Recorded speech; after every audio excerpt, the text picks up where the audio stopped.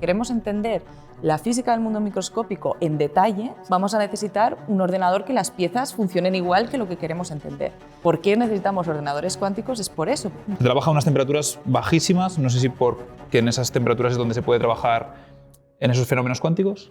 Depende de la tecnología. Frío no siempre como nosotros nos lo imaginamos. El punto más frío del universo está dentro de estas neveras y que las hemos fabricado los humanos. Ahora estamos en la segunda revolución cuántica. Se descubrió que determinados problemas matemáticos muy complejos se pueden resolver de forma fácil y eficiente. Y uno de ellos es el problema de la factorización. Este problema matemático es la base de toda la criptografía de hoy en día. Quien tenga un ordenador cuántico puede leer todos los secretos del mundo. Investigación abierta.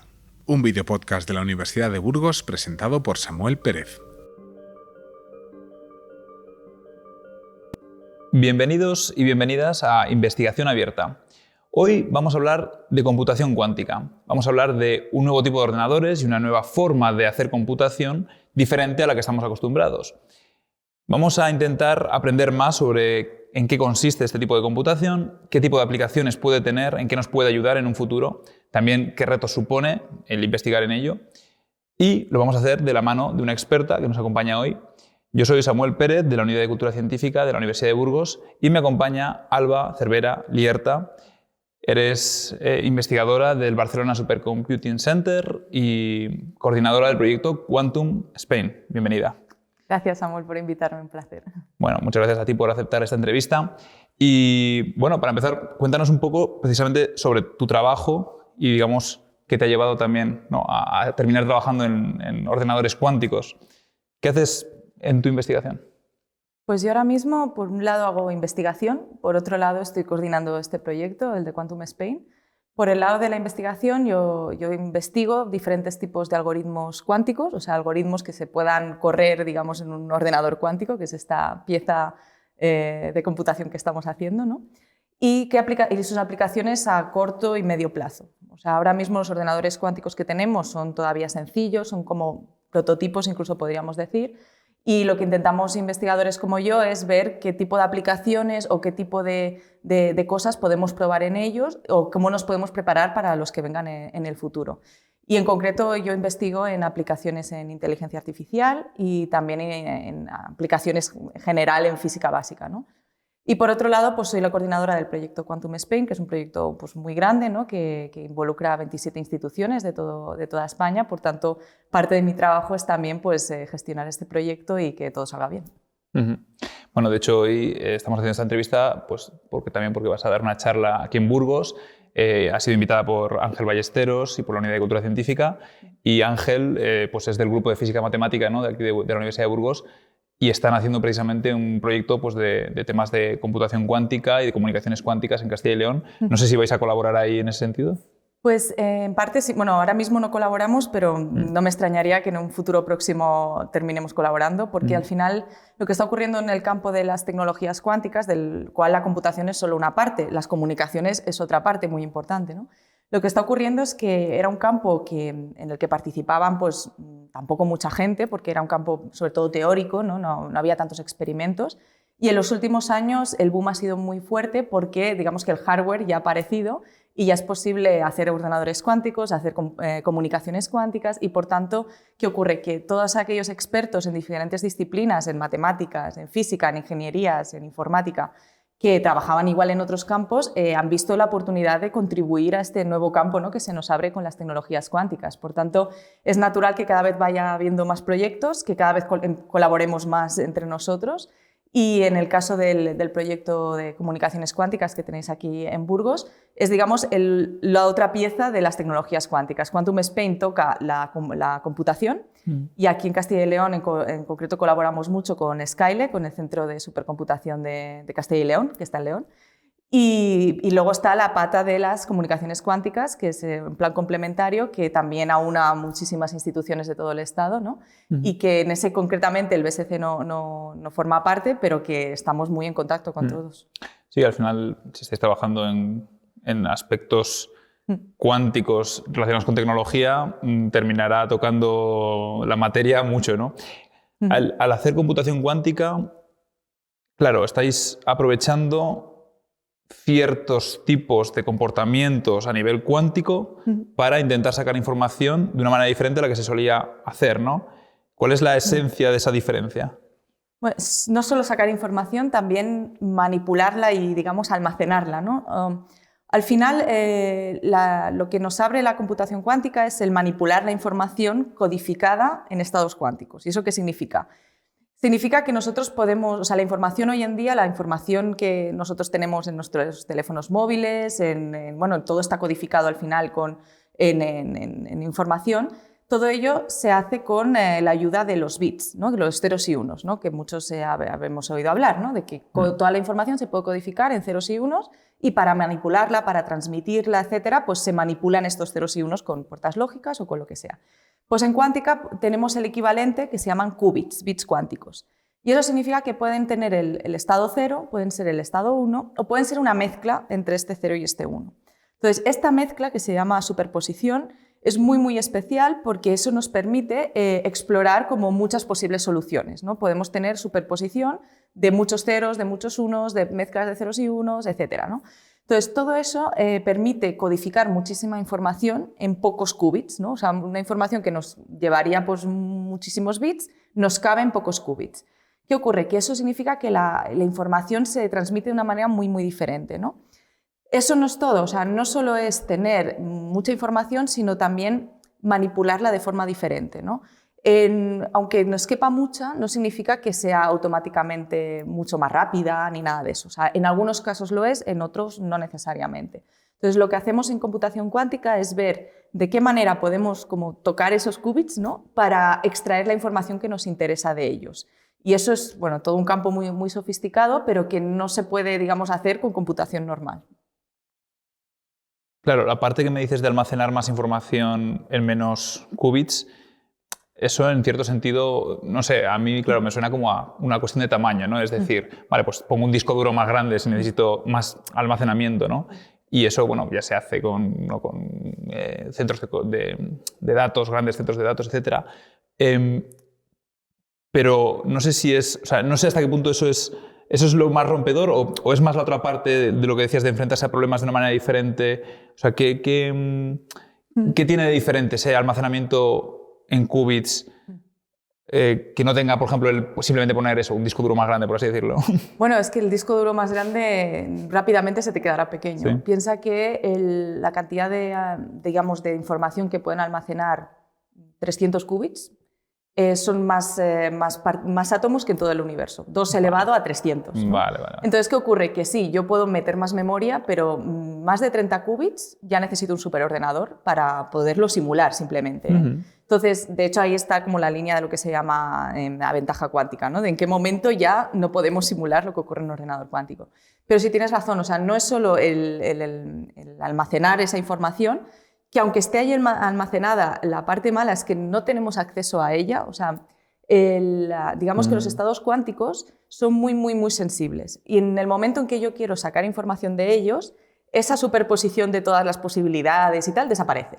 Y se queda en una. Entonces, ¿qué ocurre? Se fija, ¿no? Que se fija, exacto. De hecho, hay un ejemplo muy claro del gato de Schrödinger, que mucha gente habrá oído hablar, es una paradoja, y se intenta hacer una analogía, ¿no? Y es que al final el gato, yo meto un gato dentro de una caja y con cierta probabilidad, y cierro la caja, ¿no? Con cierta probabilidad se libera un veneno y ese gato puede morir. Entonces, si el gato fuera cuántico, o sea, según la física cuántica, si yo no abro la caja, el gato está vivo o está muerto. Entonces, hay veces que se dice que está vivo y muerto a la vez porque no ha abierto la caja. Yo soy más, esto ya es interpretación, ¿eh? Yo soy más partidaria de decir, bueno, la información que tú tienes de ello no sabes si es una cosa o si es otra. Por tanto, tú tienes como que trabajar con las dos hipótesis, que esté vivo o que esté muerto. Pero luego, cuando tú abres la caja, o está vivo o está muerto, no puede estar las dos cosas a la vez, eso no tendría sentido, ¿no? Entonces, un poco eso es lo que nos pasa con los qubits. O sea, los qubits pueden tener muchas posibilidades, pero yo luego, si quiero sacar información de ellos, solo me va a dar una. Por tanto, la manera en que yo proceso estos qubits va a ser fundamental. O sea, si yo no los proceso bien o no hago las operaciones cuánticas que necesito hacer, yo luego al final, cuando termino mi cálculo, me va a dar una cadena de bits y no me va a decir nada esa cadena de bits, no me va a dar la solución. Has desaprovechado, digamos, el potencial que tenía, ¿no? Tienes que saber muy bien cómo sacar provecho. Un ejemplo que yo intento dar es, imagínate que el ordenador cuántico es como el genio en una lámpara, ¿vale? Entonces tú al genio de la lámpara no le puedes hacer, o sea, tiene un conocimiento infinito, pero no le puedes hacer infinitas preguntas. Tienes que saber muy bien qué pregunta le tienes que dar, ¿no? Pues un poco así es el ordenador cuántico. Tú tienes que diseñar tu algoritmo para hacerle la pregunta concreta para que tú cuando lo ejecutas pues te dé esa solución. Si no sabes hacerle bien la pregunta, puedes estar ahí calculando y calculando y calculando. Vas a tener que volver a generar esos qubits, ¿no? O que esos qubits funcionen, o sea, nuevos qubits que trabajen en ello, ¿no? Claro, tú puedes preparar el sistema una y otra vez, pero no acabarías nunca, porque al final te está dando información que no te está solucionando el problema. Entonces tú tienes que diseñar tu algoritmo de una forma muy, muy específica, ¿no? Por eso es tan complicado y por eso es muy diferente a la computación normal, donde esto no te ocurre, ¿no? Esto me ha hecho pensar en una cosa que he oído y que además quería preguntarte, porque claro, ahora que tengo una experta en el tema, aprovecho, porque había oído algo así como que creo que está relacionado con esto, que los qubits cuando se utilizan, es decir, ¿son de un solo uso? Es decir, cuando sean, ya no se van a poder volver a utilizar, ¿hay que usar nuevos qubits o se podrían reutilizar? ¿Cómo funciona eso? Depende de la tecnología, te diría, porque hay muchas maneras de hacer qubits, ¿vale? A nivel teórico, o sea, son como un ente abstracto, o sea, tú los tienes y lo que pasa es que los qubits siempre empiezan con el estado cero, como si fueran bits normales, luego empiezas a hacer operaciones cuánticas con ellos y ya empiezas a tener toda esa mezcla y todas estas posibilidades y al final del día colapsa, o sea, se dice colapsar, ¿no? Mides y te da, pues vea, 0,1, 0,01, lo que sea, ¿no? Entonces, para tener el resultado de tu computación cuántica tienes que repetir el proceso otra vez. Por tanto, volver a inicializar esos qubits, volver a hacer todas las operaciones y que te dé un resultado. Y al final lo que tienes es como una distribución de probabilidad, con tanta probabilidad todos los qubits eran 0, con tanta, algunos ceros, otros unos. Y con eso es con lo que tú luego resuelves tu algoritmo, digamos, tu cálculo, ¿vale? Entonces, ¿de alguna manera se desaparecen los qubits? Pues depende. O sea, en la tecnología, por ejemplo, de circuitos superconductores, que es la que tenemos en BSC, los qubits están representados por circuitos eléctricos, como si fueran los transistores. Entonces, tú al final le generas corriente y vas a tener, son siempre los mismos, digamos, ¿no? Lo que pasa es que tienes como que volver a prepararlos otra vez en su estado inicial, volver a hacer todas las operaciones y todo. Hay otro tipo de qubits que directamente son átomos. Entonces, ahí sí que los átomos los pierdes y vuelves a meterlos. Los pierdes y vuelves a meterlos. O sea, tienes como una fuente que te genera átomos concretos de cierta especie, ¿no? Y eso es lo que tú tienes como cada uno de ellos es un qubit, ¿no? Entonces, cuando terminas tu computación, esos átomos desaparecen y vuelves a inyectar de nuevos. O sea, que depende del hardware cuántico que tengas en ese momento. Y ahora que hablas de los átomos, ¿qué complicación tiene trabajar con átomos? He oído algo referido a, bueno, no sé si se llaman átomos ultrafríos o se trabaja a unas temperaturas bajísimas, no sé si porque en esas temperaturas es donde se puede trabajar en esos fenómenos cuánticos. También, de nuevo, depende de la tecnología. En muchas de ellas sí se necesita frío, pero claro, frío no siempre como nosotros nos lo imaginamos. O sea, en el caso de los átomos, se llaman átomos fríos porque lo que genera temperatura, tanto ambiente como de los objetos, es al final que a nivel atómico los átomos se están moviendo, se están vibrando. Y al vibrar, pues eso genera interacción entre ellos y eso es lo que genera la temperatura de las cosas, ¿no? Entonces, para los átomos fríos lo que se hace es que con láseres se inmovilizan esos átomos. Entonces, técnicamente estás a temperatura cero. Tú estás en un laboratorio normal, la temperatura es normal, pero esos átomos concretos los has enfriado porque están quietos. Y gracias a que estén quietos los puedes controlar súper bien y ahí es donde puedes manipular sus niveles cuánticos y hacer todas las cosas. Pero luego tienes otras tecnologías cuánticas como los circuitos superconductores, que ahí sí, es un chip, es un circuito electrónico, pero que para que funcione con estas propiedades cuánticas necesitas enfriarlo mucho, porque al enfriarlo emerge un fenómeno que se llama la superconductividad y eso es un fenómeno cuántico y eso es lo que tú utilizas para definir tus qubits y todas las operaciones. Entonces, ahí sí que necesitas enfriar un chip, o sea, un trozo de metal, digamos, enfriarlo a temperaturas muy, muy bajas. Y para conseguirlo lo que se utiliza es una nevera muy potente que se llama refrigerador de dilución. Y este nombre así tan sofisticado es porque es como un cilindro donde tú metes el chip, está en la parte de abajo, todo su cableado dentro y todo dentro, lo cierras Y lo que haces es que en lugar de utilizar el líquido refrigerante que todos tenemos en las neveras, que va por la parte de atrás, en lugar de ser el líquido normal, es helio. El helio de hinchar los globos, básicamente, pues es ese helio. Entonces, ese helio está licuado y, por tanto, está a una temperatura muy, muy baja. Y con eso consigues bajar a unas temperaturas de casi, de 4 grados por encima del cero absoluto, o sea, menos 270 grados centígrados. Pero necesitas todavía más potencia de enfriar. Y eso se consigue con otro tipo de helio, ese ya no es el de los globos, es un helio muy sofisticado, se llama helio 3, es un isótopo del helio. Y esa mezcla de helio 4 con helio 3 absorbe energía, porque al mezclarse necesitan energía, y eso es lo que te baja a temperaturas milésimas por encima del cero absoluto. Y para que nos hagamos una idea, el espacio exterior está a una temperatura de unos 3-4 grados por encima de este cero absoluto. O sea que el punto más frío del universo está dentro de estas neveras y que las hemos fabricado los humanos, ¿no? Lo cual es bastante sofisticado, ¿no? Y curioso. Sí, sí.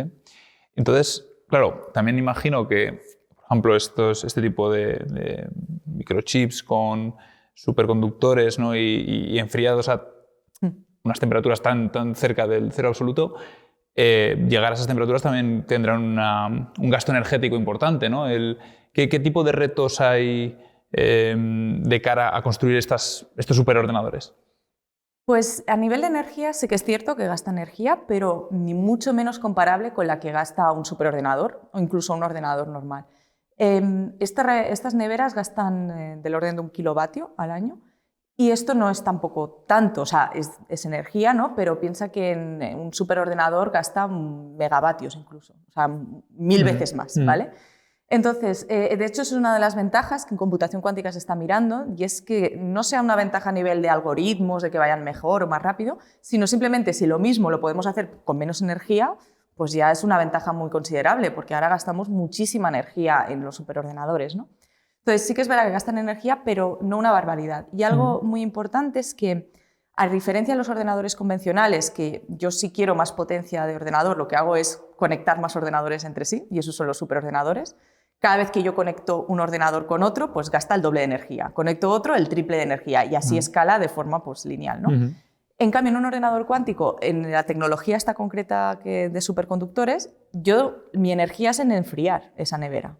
Una vez fría, me da igual que el chip sea de 1 qubit que sea de 100. O sea, la energía que va a gastar es prácticamente la misma.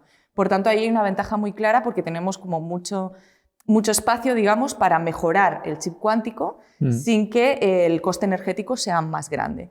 Y luego otra cosa es que esta nevera gasta energía en enfriar, pero luego es muy eficiente. Es como una nevera convencional. Si una nevera no la abres, gasta muy poca energía. O sea, donde más se gasta energía en una nevera es cada vez que la abres y la cierras. Por eso te dicen que la abras poquito y todo eso, ¿no? Pues aquí en realidad es lo mismo. O sea, que en ese sentido puede tener cierta ventaja energética la computación cuántica. Antes me has comentado que los ordenadores cuánticos con los que trabajáis hoy en día son en cierto modo como prototipos, ¿no? No son quizá el tipo de ordenador con el que queréis trabajar en un futuro, ¿no? Más completo. Por un lado me gustaría entender eso y por otro lado saber, bueno, ¿hay ordenadores más avanzados ya en el mundo o son todos de tipo prototipo? ¿Qué tipo de ordenadores hay? Se está trabajando, vamos a decir, a nivel mundial y no sé si están contabilizados, no sé si sabemos cuántos hay exactamente. Contabilizados, yo diría que ya hemos perdido la cuenta, pero bueno, tampoco, bueno, yo personalmente no llevo la cuenta ya. Yo calculo, voy a empezar por el final, yo calculo que, a ver, en España hay que distinguir ordenadores cuánticos en laboratorios y ordenadores cuánticos que den servicio, que es diferente. Una cosa es quien está desarrollando la tecnología, pues en su laboratorio tendrá no uno, sino más de uno porque los está mejorando y están viendo cómo construirlos y todo. Y ahí, bueno, a saber cuántos hay, porque muchos grupos de investigación pueden tenerlos, muchas empresas que los construyen pues tienen más de un prototipo en sus laboratorios, por tanto ahí no podemos saber cuántos, ¿no? Pero luego están los que dan servicio. O sea, una vez estos prototipos han avanzado, y luego hablamos de por qué los considero prototipos, ¿no? Estarán listos ya o no, ¿no? Este es el reto que tenemos ahora mismo, para que salgan de estos laboratorios como un producto final que se instala en algún sitio. Y en algún sitio puede ser un centro de supercomputación como es el nuestro en Barcelona, ¿no? Y eso, el objetivo que tiene es que, igual que los superordenadores, no necesitamos tener todos uno en nuestra casa, no tendríamos dinero para pagarlos y luego que tampoco tenemos esa necesidad, ¿no? Lo que sí que se puede hacer es que centros de supercomputación tengan ordenadores, y en este caso también tengan ordenadores cuánticos, para que den servicio a la población que los necesite, ya sean empresas o ya sean investigadores. Entonces, allí, por ejemplo, en España tenemos ya instalado el del BSC, tenemos otro en Galicia, hay otro que se está instalando en el País Vasco, y luego en Europa se están instalando más ordenadores cuánticos, y luego, si quieres, hablamos de eso, de la red europea de computación y simulación cuántica, ¿no? En Europa igual estamos hablando del orden de 15 o 20 ordenadores cuánticos con el objetivo de que den servicio. ¿Que estén realmente instalados? Menos, porque están en proceso de esa instalación. Y en el mundo algo parecido. En Estados Unidos pues también tenemos varios ejemplos, sobre todo grandes empresas como IBM o como Google tienen más de un ordenador cuántico disponible, algunos en sus laboratorios y otros en la nube para sus usuarios. Y luego en China tenemos también más de uno, lo que pasa es que en algunos casos sabemos los que hay, en otros no son muy transparentes en ese sentido. Y luego incluso en sitios como Japón también hay ordenadores cuánticos que den servicio, en Australia también, incluso en los Emiratos Árabes también tienen, y cada vez más sitios, como en los ordenadores, pues cada vez va a haber en más sitios, ¿no? Todos ellos son prototipos y desde mi punto de vista sin excepción, incluso los más avanzados que tiene pues, empresas como Google o IBM. ¿Por qué son prototipos? Porque los ordenadores cuánticos de hoy en día tienen errores, o sea, los qubits que los forman y las operaciones cuánticas que hacemos con ellos no son perfectos, tienen un cierto error experimental, ¿no? Y ese error en tu computación cuántica se acumula. Y se acumula de forma que tu algoritmo al final no te da lo que te tendría que haber dado, ¿no? Para resolver esto, teóricamente lo que se hace es hacer corrección cuántica de errores. Y eso se sabe que funcionará y no habrá problema. ¿Qué ocurre? Que para hacer esa corrección de errores necesitas muchos más qubits que los que tenemos ahora. Porque lo que se hace es que se juntan varios qubits para corregir a uno solo. Y cada vez que este solo tiene un problema, pues otro lo corrige. Y así funciona. Por tanto, necesitas miles y miles de qubits para tener un ordenador cuántico en condiciones que no tenga estos errores y te asegure que la computación te va a dar lo que en teoría te tendría que dar, ¿no? Entonces, no estamos todavía allí. Ahora mismo los ordenadores cuánticos, depende de la tecnología, pero estamos hablando de 50, 100, 150 qubits, ese orden de magnitud.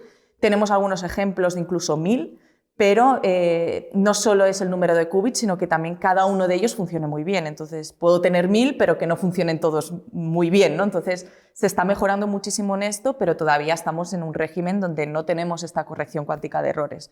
Por tanto, los algoritmos que sabemos 100% que van a tener una ventaja cuántica en comparación a la computación normal, no se pueden ejecutar en los ordenadores cuánticos de hoy en día, todavía, pero estamos avanzando muchísimo. O sea, cada año hay una mejora sustancial en la tecnología.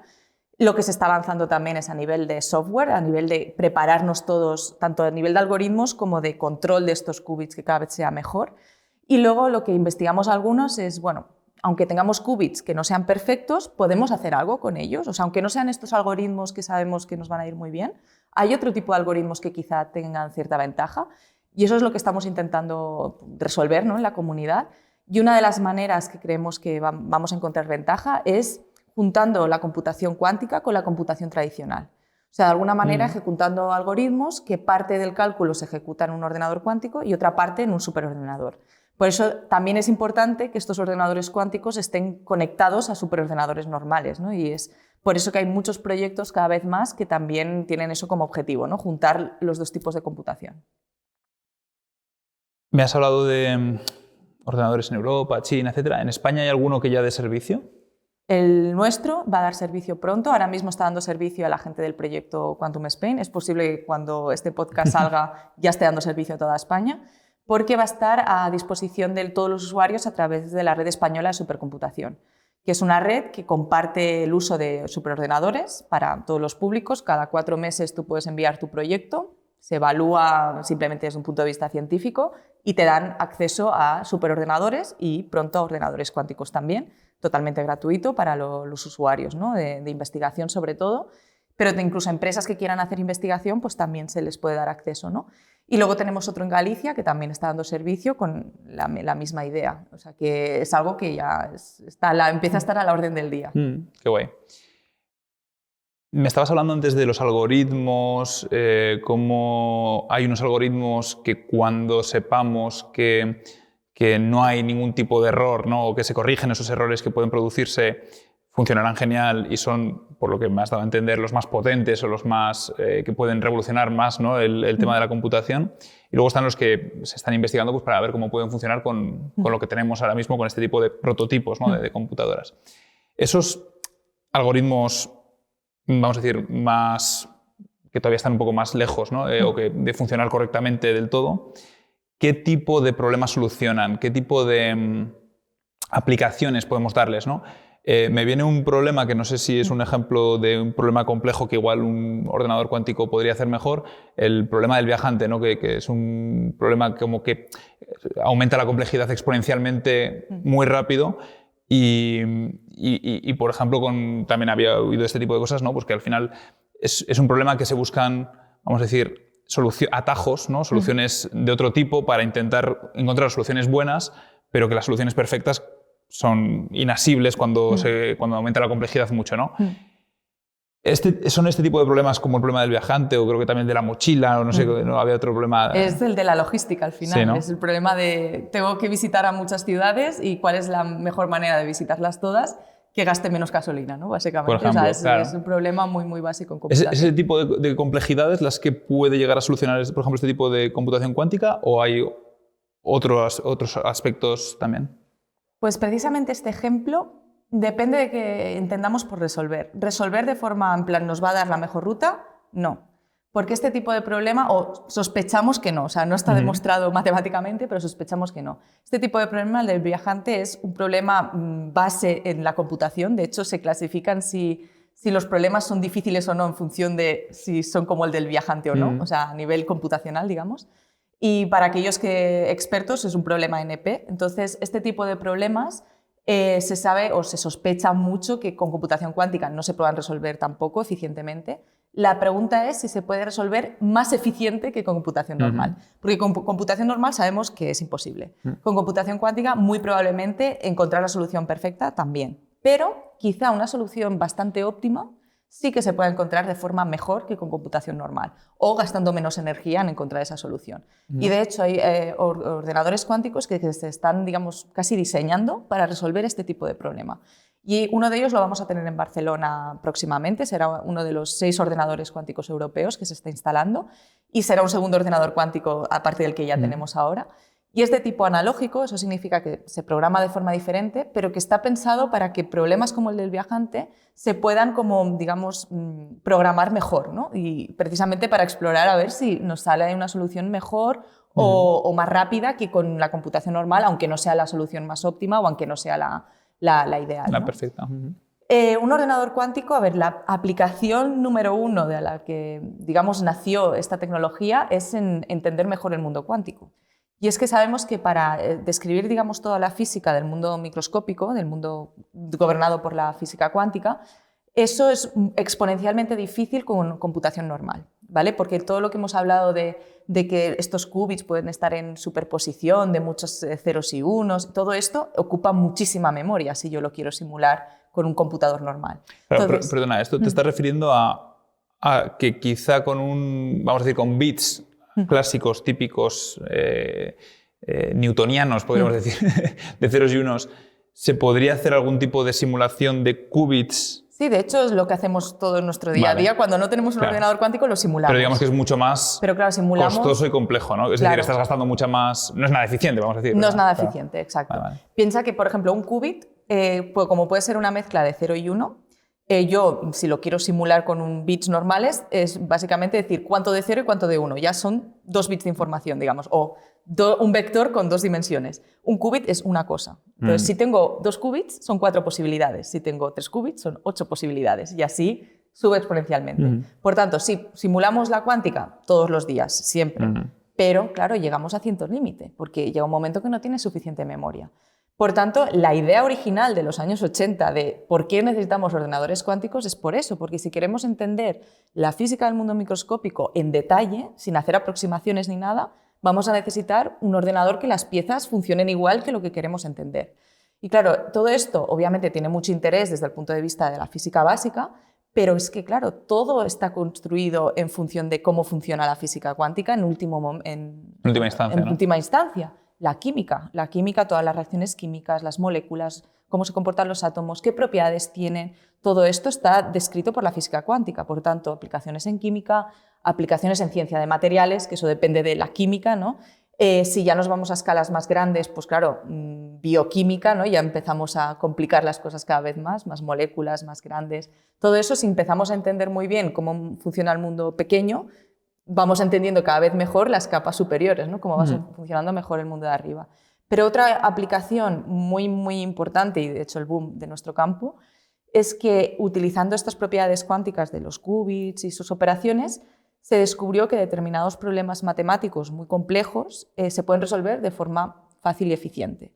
Y uno de ellos es el problema de la factorización, que a priori es un problema matemático. Todos en el instituto, cuando te enseñan a factorizar un número, te doy el 15, pues ¿qué factores primos dan el 15? Pues ¿es divisible entre 5? Sí. 3. ¿Es divisible entre 3? Sí. Pues 5 por 3. Vale, si ahora te doy un número gigantesco, necesitas muchísimo tiempo para sacar los factores primos, ¿no? Muchísimos niños de instituto juntos en fila haciendo exacto, uno detrás pobres. de otro allí esclavizados, ¿no? Porque hay que probar si es divisible entre 3, entre 5, todos los números primos que se te ocurran, ¿no? Este problema matemático que dices, bueno, pues sin más, es la base de toda la criptografía de hoy en día. O sea, todos los secretos, toda la ciberseguridad, todos los mensajes de texto, de WhatsApp, de tus transferencias bancarias, los secretos de los estados, los secretos de las empresas, todo está codificado con la idea de que factorizar no sea fácil, a menos que tenga yo la clave. Claro, multiplicando en números primos, entiendo que muy grandes o desconocidos para la persona que intenta descifrarlo. Yo ¿no? sí tengo un número muy grande, que es un multiplicado, o sea, al multiplicar dos números primos me da un número gigante. Si yo te doy el número gigante, encontrar que dos factores es imposible casi. ¿No? Si yo tengo uno de ellos, es muy fácil, simplemente lo divido y me da el otro. Pues así es como se codifica, obviamente muy simplificado, ¿no? Pero la criptografía de hoy en día, el sistema RSA de clave pública, se basa en eso. ¿Qué ocurre? Que un ordenador cuántico resulta que puede factorizar de forma eficiente. Necesitamos miles de qubits que sean perfectos, o sea, no tenemos esa tecnología todavía, pero es cuestión de tiempo. Por tanto, ¿qué ocurre? Que eso es un fallo de la ciberseguridad mundial absoluto, ¿no? A la vuelta de la esquina, entre comillas, ¿no? Exacto. Quien tenga un ordenador cuántico puede leer todos los secretos del mundo, de estas características.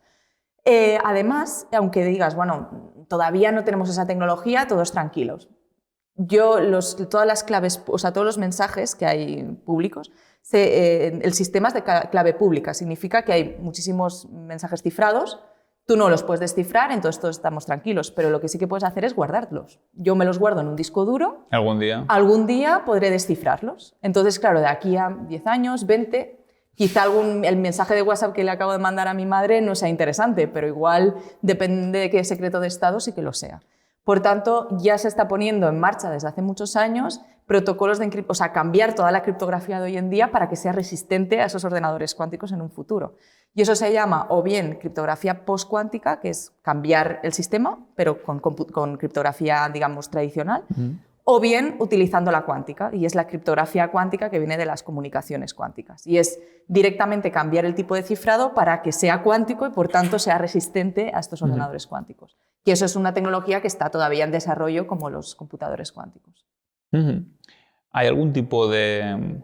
Las previsiones, ya sé que siempre son complicadas, nunca no sabemos lo que nos depara el futuro, pero ¿hay algún tipo de proyección de cuándo se cree que puede llegar ese tipo de... al final ese tamaño, ¿no? ese perfeccionamiento de la tecnología de los computadores cuánticos? ¿Tenemos algún año que nos preocupe especialmente en el futuro? ¿Más o menos? Es difícil dar una estimación, como todo y más en ciencia, porque además hay que resolver muchos problemas de hardware por el camino. A ver, yo pienso, pero eso es opinión personal, no tengo por qué tener razón para nada, ¿eh? Yo creo que antes de 5 años, o sea, en los próximos años que vengan, veremos las primeras aplicaciones donde un computador cuántico sea útil, en el sentido de que lo que haga no se puede hacer con un superordenador. Pero esas aplicaciones no serán la criptografía ni nada de eso, ¿no? Serán aplicaciones como más de física básica, de ciencia básica, pero que nos permitirán entender mucho mejor este mundo cuántico para luego en un futuro pues, desarrollar más tecnología o entender más cosas, ¿no? Yo creo que esto vendrá muy pronto porque ya tenemos ordenadores cuánticos muy grandes, o sea, que ya es muy difícil simular lo que hacen, de hecho a veces incluso imposible, Y encima ya hemos tenido los primeros experimentos que demuestran esta corrección cuántica de errores con poquitos qubits, pero ya los estamos haciendo. Esto es cuestión de que vaya pasando el tiempo y vaya mejorando. Para que llegue el ordenador cuántico tolerante a fallos, ya perfecto, de miles de millones de qubits y todo eso, yo creo que queda mucho más tiempo, por lo menos 10 años o más incluso. Pero ya te digo, en el camino iremos descubriendo muchas cosas, ¿no? Y es posible que incluso descubramos aplicaciones que no necesiten ordenadores cuánticos tan sofisticados, ¿no? O sea que también como se está extendiendo tanto este campo, cada vez hay más ordenadores cuánticos que dan servicio a todo el mundo, ¿no? Eso también hace que el campo crezca y, por tanto, más mentes pensantes para utilizarlo y tener ideas de qué podemos hacer con esto. Y yo estoy segura que saldrán muchísimas aplicaciones que igual hoy en día ni se nos ocurren, ¿no? Lo mismo ocurre con los ordenadores tradicionales. Se inventaron para enviar a la humanidad a la Luna, como aquel que dice, y luego los tenemos todos en nuestro bolsillo unos años más tarde. Nadie lo hubiera imaginado, ¿no? Pues aquí yo creo que ocurrirá algo parecido. Y aunque no sepamos, ¿no?, dónde puedan terminar, ¿hay algún tipo de aplicaciones, digamos, por las que tú apostarías ya a decir, mira, lo que sí que veo es que cuando funcionen bien estos ordenadores, aparte de, por ejemplo, estos problemas criptográficos que estamos comentando, pero digamos aplicaciones más en sentido positivo, no solo esos problemas que van a suponer, pero yo, por ejemplo, me suena el de la meteorología, no sé, he oído como que quizá para predecir el tiempo, que son, no sé si al ser, pues, vamos a decir, casos con mucha información, con un nivel de caos y de complejidad alto, pues no sé si es un tipo de cosa que se podría aplicar, ¿no?, para mejorar las predicciones, por ejemplo. ¿Hay algún tipo de aplicación, no sé si esa u otras, que veas claro que, mira, seguramente nuestro día a día puede mejorar o puede aportarnos esto en el día a día? Pues a ver, en meteorología, por ejemplo, es difícil de decir, porque sí, es un poco carta a los Reyes Magos, ¿no? ¿Qué nos gustaría? Pues eso, desarrollo de fármacos, todo eso, ¿no? Pero para mí esa motivación no viene tanto con que el ordenador sea cuántico, sino más que al final estamos extendiendo nuestras capacidades computacionales y, por tanto, con ello atacaremos todo tipo de problemas, tanto los que pensamos que resolverá como los que no, lo probaremos con todo, ¿no?, como tiene que ser. Entonces sí que es cierto que problemas de la ciencia del clima y todo eso, que son sistemas caóticos muy difíciles de modelizar, la cuántica es también a veces, tiene un comportamiento también caótico dependiendo de qué sistemas tengas, incluso quizá lo puedes como simular, ¿no?, en tu pequeño ordenador cuántico, ¿no? ¿Es posible? Yo creo que estamos muy lejos de eso todavía porque tenemos prototipos, o sea, estamos todavía en un momento muy incipiente. Para mí, o sea, la aplicación más clara será entender mejor las propiedades de los elementos y de los materiales. Yo creo que eso lo podemos dar por supuesto casi, ¿no? Porque al final es entender el mundo cuántico. Entonces, nos interesa mucho desarrollar materiales nuevos que, yo qué sé, disipen menos el calor, o que conduzcan mejor la electricidad, o que disipen menos la energía, o que las corrientes vayan mejor, etcétera, porque así gastaremos menos energía en diseñar muchas cosas, ¿no? O materiales que tengan ciertas propiedades muy interesantes, yo qué sé, ya sea para realizar tejidos o para lo que queramos, ¿no?, al final. O sea, esto al final es entender muy bien la química y para ello necesitamos entender muy bien la cuántica, ¿no? Yo creo que esa es una aplicación muy clara que seguro que va a estar allí. Y luego el resto de aplicaciones que están relacionadas con modelos matemáticos complejos, como los problemas de optimización, los que hemos dicho del viajero, incluso los criptográficos y todo eso, pues todo lo que tenga un problema que al final conlleve resolver un problema matemático difícil, es muy posible que un ordenador cuántico pueda ayudar, al menos en una parte de ese problema. Y ahí es donde nos metemos en inteligencia artificial, por ejemplo, ¿no? Eso te quería preguntar lo siguiente. O sea, sí. no está claro que en inteligencia artificial hay una ventaja cuántica automáticamente. Hay que buscarla, en el sentido de que hay que buscar exactamente de qué manera un ordenador cuántico, qué parte de tu modelo de inteligencia artificial puede ser sustituido por una parte que se haga de forma cuántica. Y hay varias propuestas, se están estudiando varias cosas. No se ha demostrado al 100% de que eso vaya a ser una ventaja, pero claro, es que estamos empezando, ¿no?, como aquel que dice. Y no solo empezamos, sino que es que la inteligencia artificial es tan potente que es muy difícil mejorarla muchas veces, ¿no? Entonces, lo que hacemos las personas que nos dedicamos a inteligencia artificial y cuántica es ver qué parte del proceso de modelos de inteligencia artificial podemos sustituir por un circuito cuántico, ¿no? Y ver si esa sustitución nos lleva alguna ventaja o no, o tiene una ventaja potencial, aunque no lo sea todavía ventaja, o todo eso.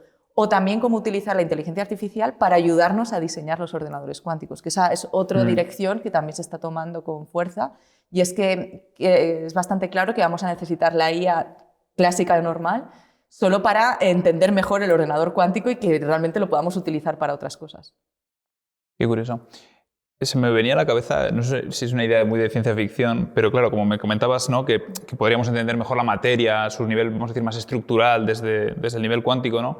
Y de ahí hacia arriba, como decías, uno de los grandes misterios de la ciencia, yo creo que todavía, a pesar de los avances, es el cerebro, ¿no? Y precisamente cuando hablamos de inteligencia artificial estamos pensando en cosas que hacen cosas parecidas a pensar o que nos resultan similares, ¿no?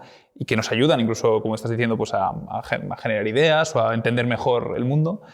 Y bueno, no sé, me venía a la cabeza una idea que no sé si es muy de ciencia ficción, ya te digo, pero de no sé si...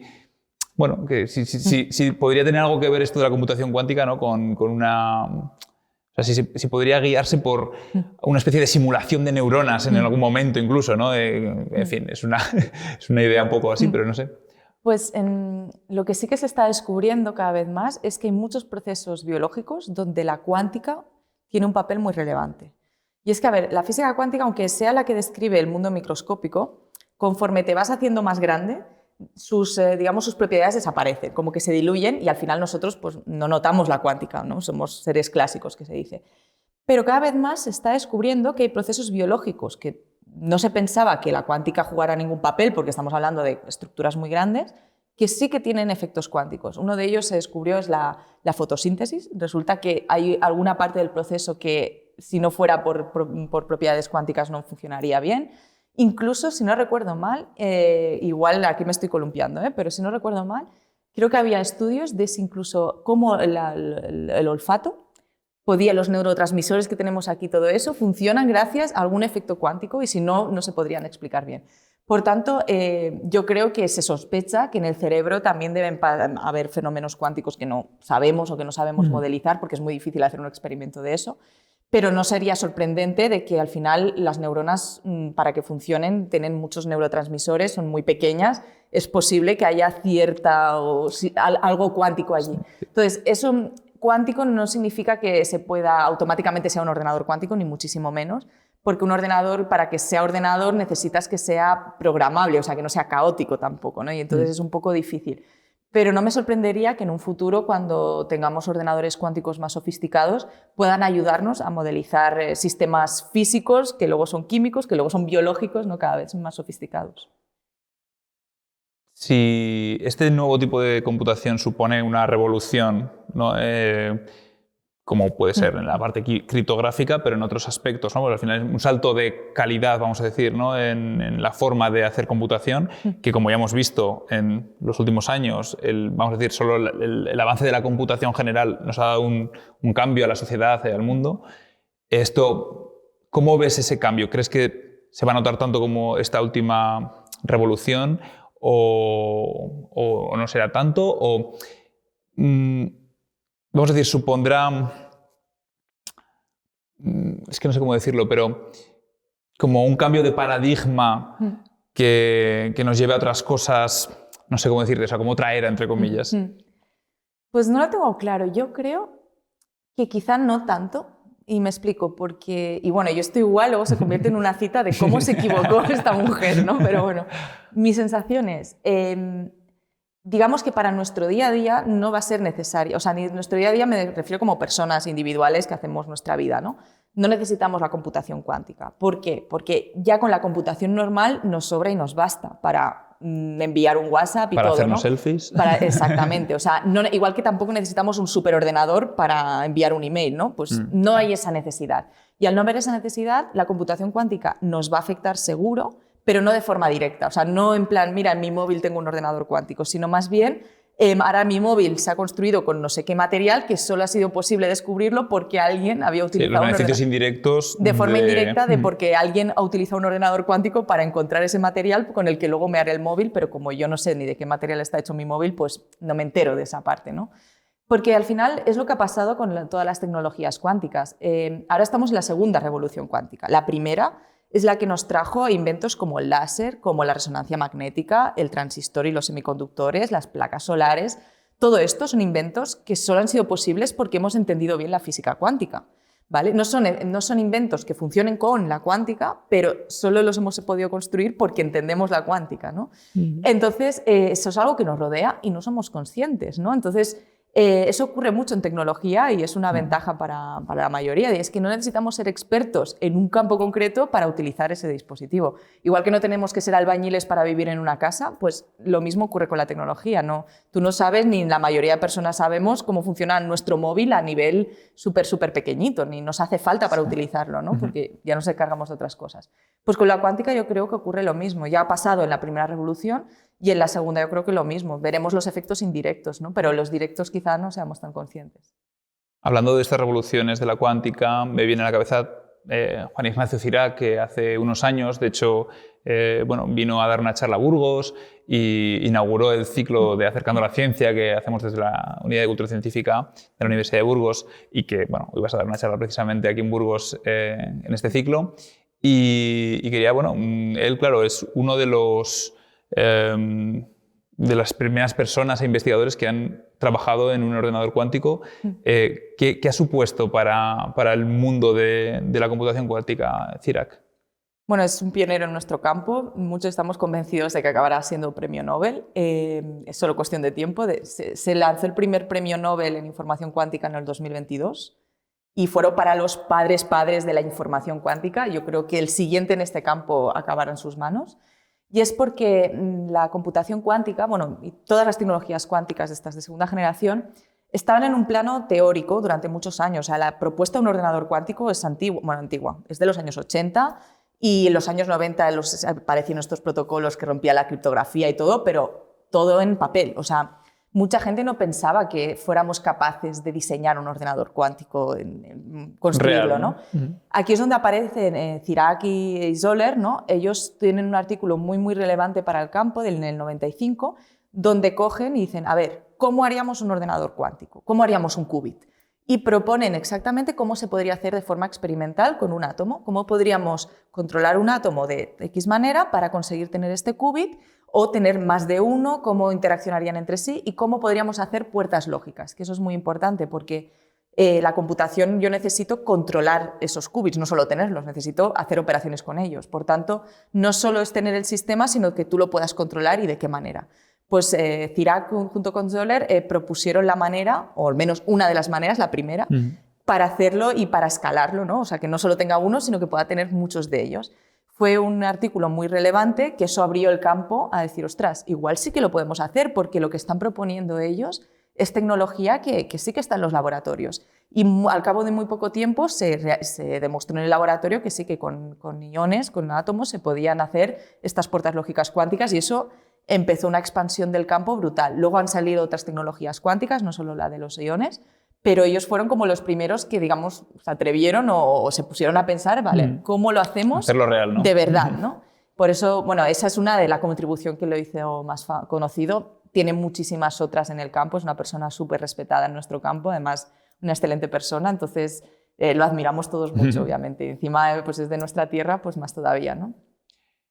Claro, este es un campo en el que, todavía digamos que hay mucho campo por explorar, mucho, supongo que física, matemática, por trabajar y computación, ¿no?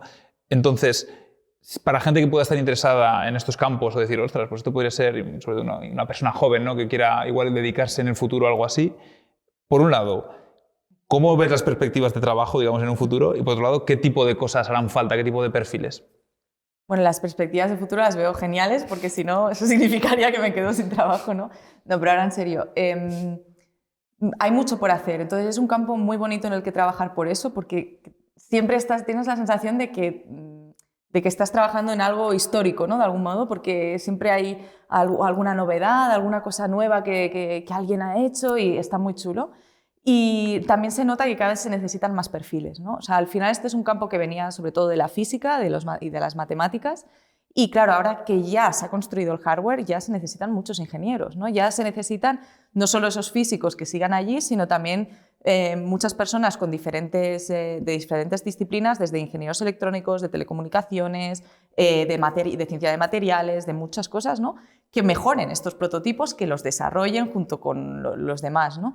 Por tanto, cada vez hay una demanda más alta de ingenieros, Y luego también hace falta las personas que los van a usar. Por tanto, es también importante que todas las disciplinas que necesitan computación de algún modo sepan que existe la computación cuántica, porque así pueden empezar a pensar, ostras, tengo un problema muy difícil de resolver, quizá con computación cuántica lo pueda resolver, voy a acercarme a ver si esta tecnología me ayuda, ¿no? Entonces, es también importante que estas disciplinas, que pueden ser desde la economía hasta la química, la ciencia de materiales de nuevo, etcétera, pues la inteligencia artificial, pues sepan de qué va esta tecnología, ¿no? Por tanto, yo creo que se necesitan muchos tipos de perfiles, tanto de usuarios como de las personas que los van a fabricar, ¿no? De algún modo. Y en el aspecto de las matemáticas, porque hemos estado hablando de algoritmos y me has hablado de cómo hay una búsqueda de algoritmos también, ¿no? Y de ideas. En el caso de las matemáticas, ¿supone un tipo de matemáticas, vamos a decir, no sé si decir muy complejas o muy diferentes de lo que conocemos o realmente no tanto? De entrada, a ver, como todo, siempre hay otras partes que sí que son más complejas, pero las matemáticas que se necesitan para entender la cuántica son de las más sencillas, es álgebra lineal, básicamente, ¿vale? Luego hay teoría de grupos, hay cosas más sofisticadas, pero digamos que la física cuántica, una de sus ventajas es que las matemáticas que se requieren para dominarla no son matemáticas muy sofisticadas. Entonces, dependiendo de que si quieres utilizar teoría de grupos para mejorar un algoritmo cuántico que explote ciertas simetrías de sistemas, bla, bla, bla, pues sí, necesitas este tipo de matemáticas. Si lo que quieres es desarrollar o probar algoritmos cuánticos ya un poco desarrollados y siguiendo como en su estela, pues igual no necesitas matemáticas tan sofisticadas, ¿no? Pero como todo, hasta que estas personas no se unan, digamos, al campo, no lo sabemos, porque hay muchas veces que lo que necesitamos es otras perspectivas. Por tanto, nos va a venir muy bien que matemáticos de diferentes disciplinas, igual que otro tipo de ingenieros o informáticos, se unan al campo para que lo vean con sus ojos y vean si pueden contribuir desde su lado. Tú coordinas el proyecto Quantum Spain. Cuéntanos un poco más en qué consiste, qué objetivos tenéis, digamos, en qué esperas que se convierta, ¿no? O sea, ¿qué te gustaría que llegara a ese proyecto? Pues Quantum Spain es un proyecto que empezamos a finales de 2021 con los fondos del Plan de Recuperación, precisamente. Y bueno, tenemos como, digamos, una encomienda, ¿no? del Estado, en concreto de la Secretaría de Estado de Digitalización e Inteligencia Artificial, que es quien nos financia, de dotar a España de una infraestructura de computación cuántica pública. Entonces, el objetivo del proyecto es, sobre todo, instalar este ordenador cuántico, que ya lo hemos instalado, ya hemos conseguido ese objetivo, está instalado en el Barcelona Supercomputing Center, y que este ordenador cuántico esté accesible para toda la red española de supercomputación. Que eso es equivalente a decir que toda la sociedad española pues, va a poder tener acceso a este ordenador cuántico, igual que lo tiene a través de a supercomputadores, ¿no? Por tanto, es un proyecto en el que colaboramos toda la red española de supercomputación, que son 13 nodos que están repartidos por todas las comunidades autónomas casi.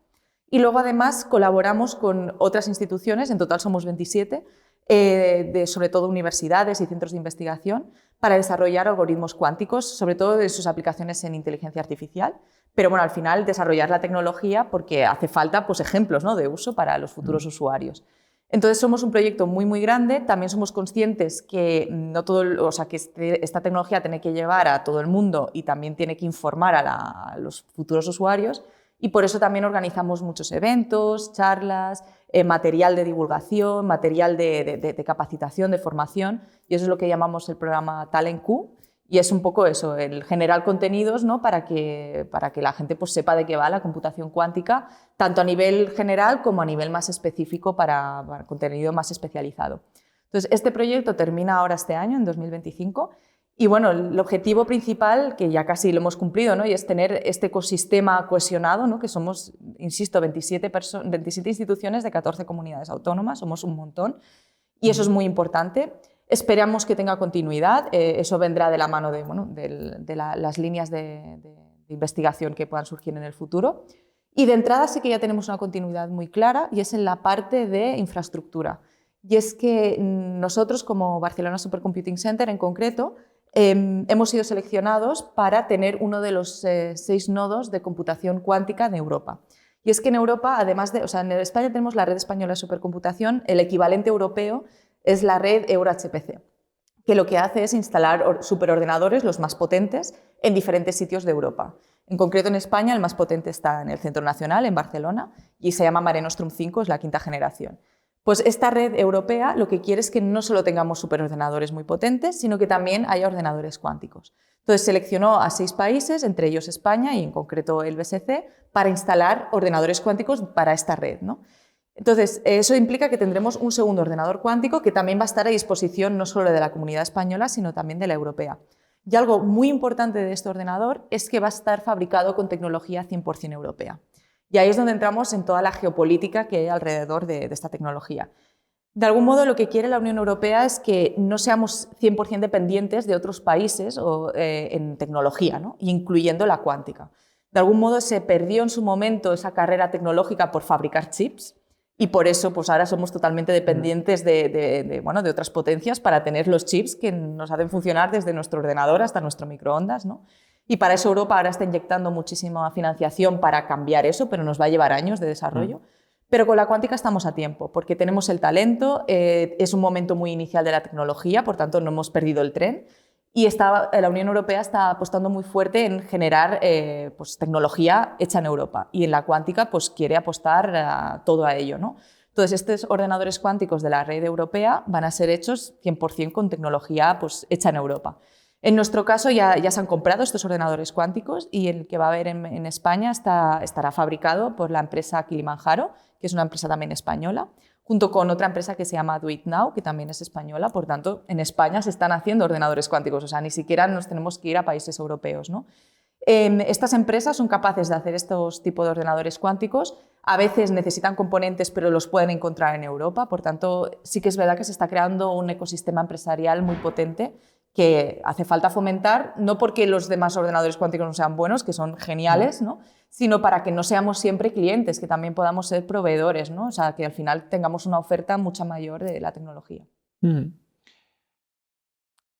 Has comentado que la idea de este servicio, ¿no? del ordenador cuántico es ofrecer computación cuántica gratuita para todo el mundo. Me suena demasiado ambicioso, es decir, me suena complicado porque, claro, tendrá unas limitaciones, ¿no? Tendrá una cantidad de computación que se puede dar, digamos, si hubiera una marea de solicitudes, habrá que hacer una criba, ¿no? ¿Qué tipo vamos a decir, de proyectos se buscarían o qué tipo de utilidades? Me has comentado antes que tanto de investigación como incluso de empresas, ¿no? Si fuera eso, una investigación o si fuera una empresa, ¿qué tipo de proyectos tendrían más oportunidades de poder usar ese tipo de computación? Esto es el modelo que ya funciona desde hace muchísimos años en España con los superordenadores. O sea, con la cuántica no vamos a hacer nada nuevo. Directamente va a ser una máquina más a la que pueda solicitar acceso, ¿no? Efectivamente, hay veces que la demanda puede ser más alta que la oferta, entonces hay que decidir, ¿no? Y para eso la Red Española de Supercomputación cuenta con paneles científicos que evalúan los proyectos y les dan una cierta prioridad. Entonces, tú en tu proyecto, en todos ellos, como el acceso es público y gratuito, porque somos centros públicos y porque está pagado con dinero público, entonces no cobramos por ello, lo que implica es que todo lo que hagas con estos superordenadores o el ordenador cuántico tiene que ser ciencia abierta. O sea, no lo puedes utilizar para hacer un negocio concreto. Pero lo importante aquí las empresas dices, bueno, entonces, ¿qué ventaja tiene la empresa? Pues capacitación, entre otras cosas. Muchas veces las empresas lo que les falta es lo que se conoce como know-how y es el saber utilizar ciertos programas o ciertas máquinas o asegurarse de que alguien va a desarrollar, aunque sea la versión abierta, pero de ciertos algoritmos. Y eso ha pasado siempre con supercomputación y hay muchos casos de éxito de empresas que gracias a la supercomputación han avanzado muchísimo en sus aplicaciones y en sus negocios. Y con la cuántica esperamos que pase lo mismo, a pesar de que el uso con nuestro ordenador cuántico sea gratuito, entonces abierto.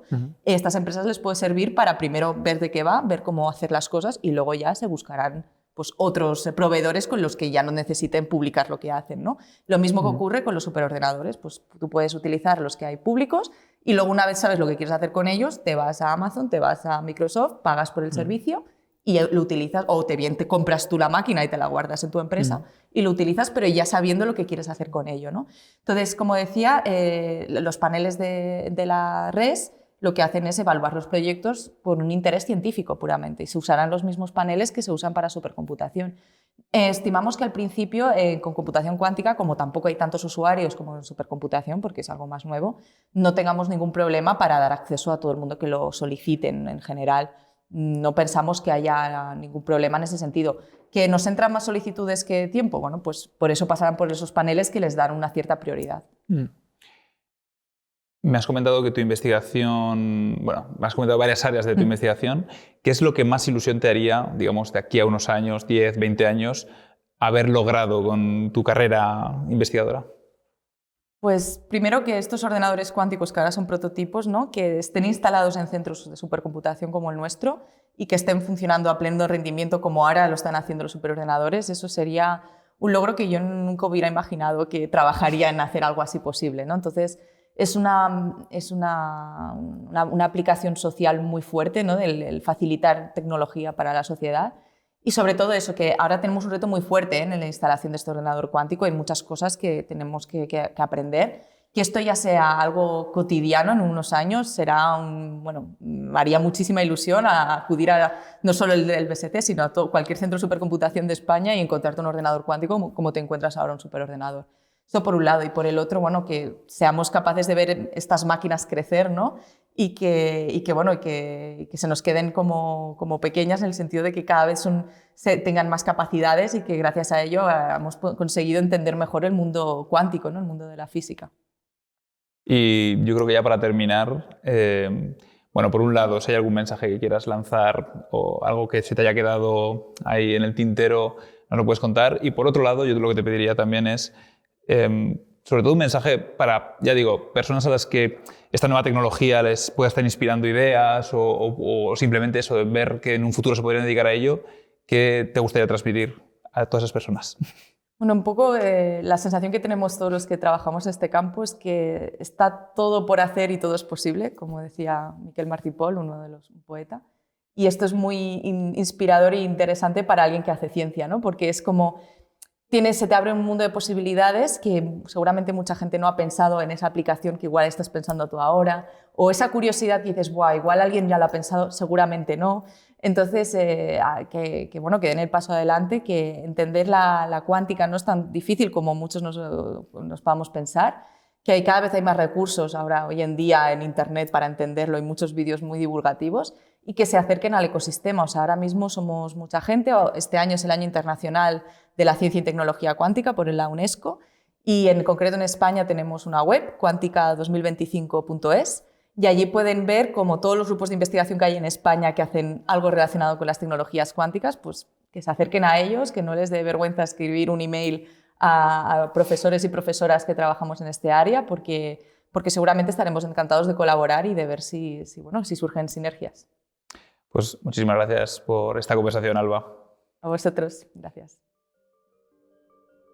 Gracias por escuchar este programa. Si has llegado hasta aquí, te invitamos a compartirlo con alguien a quien le pueda interesar. Investigación Abierta es un videopodcast producido por la Unidad de Cultura Científica e Innovación de la Universidad de Burgos, con la colaboración de la Fundación Española para la Ciencia y la Tecnología, Ministerio de Ciencia, Innovación y Universidades. Dirigido y presentado por Samuel Pérez. Grabado y editado por Fernando Muñoz y Diego González. Descubre más programas y contenidos de divulgación científica en nuestras redes sociales: YouTube, Instagram, X, Facebook y TikTok. Nos puedes encontrar en todas ellas por el nombre de UBU Investiga. Muchas gracias por tu atención y hasta la próxima.